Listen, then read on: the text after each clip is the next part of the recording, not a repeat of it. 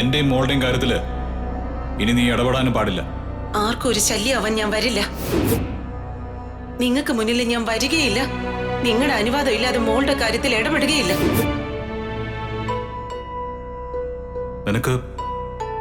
നിനക്കതിന് കഴിയോ?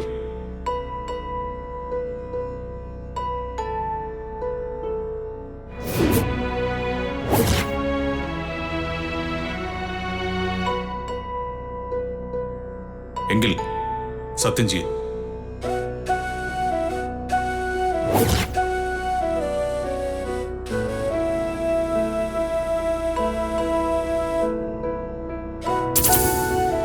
ചെയ്യ്.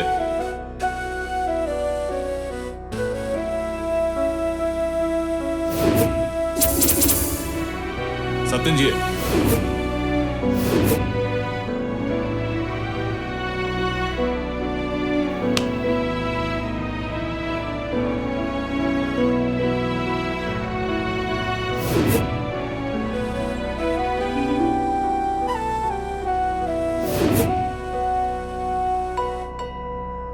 സത്യം.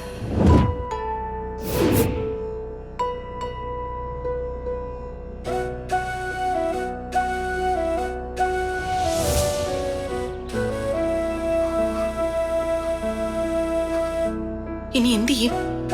എത്രയും പെട്ടെന്ന് മാളുവിനെ ഇവിടുന്ന് മാറ്റണം. ആരെങ്കിലും സഹായിക്കാനില്ലാതെ എനിക്കത് ചെയ്യാൻ സാധിക്കില്ല. നോക്കാം.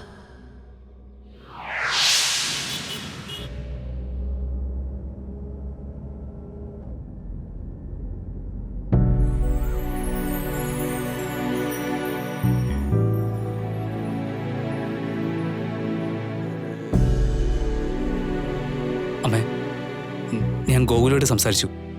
അവനല്ല മാളുവിനെ കൊണ്ടുപോയത്. മഹിയും ഗോകുലിനെ കാണാൻ പോയിരുന്നു എന്നാ അവൻ പറഞ്ഞത്. മാളുവിനെ കിട്ടിയില്ലെങ്കിൽ അവൻ മഹിക്കെതിരെ കേസ് കൊടുക്കുമെന്നും പറഞ്ഞു.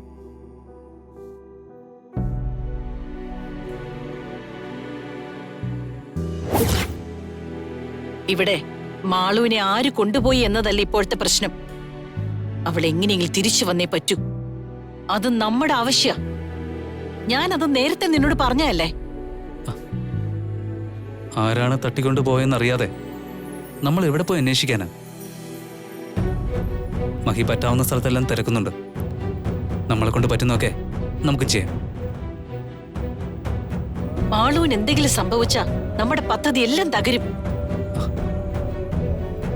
അതെന്താ അമ്മ അങ്ങനെ പറഞ്ഞത്? സ്വത്തുക്കളെല്ലാം മഹിയുടെ പേരിലല്ലേ? പിന്നെന്തിനാ മാളുവിനെ നമുക്ക് വേണോന്ന് അമ്മ പറയുന്നത്? മഹി ജീവിക്കുന്ന എന്നെ മാളുവിന് വേണ്ടിയാ. അവൾക്ക് എന്തെങ്കിലും സംഭവിച്ച പിന്നെ മഹി എങ്ങനെയാവും പെരുമാറുക എന്ന് നമുക്ക് ചിന്തിക്കാൻ പോലും പറ്റില്ല.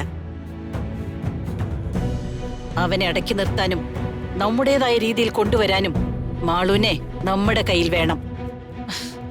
ഞാൻ പറയുന്നൊക്കെ നിനക്ക് മനസ്സിലാവുന്നുണ്ടോ? കൃത്യമായിട്ട് എനിക്കോട്ട് മനസ്സിലായില്ല. തൽക്കാലം മോൻ ഇത്രയും മനസ്സിലാക്കിയാൽ മതി. എത്രയും പെട്ടെന്ന് മാളുവിനെ കണ്ടുപിടിക്കാനുള്ള വഴി നോക്ക്. ചെല്ല്. ശരി അമ്മ.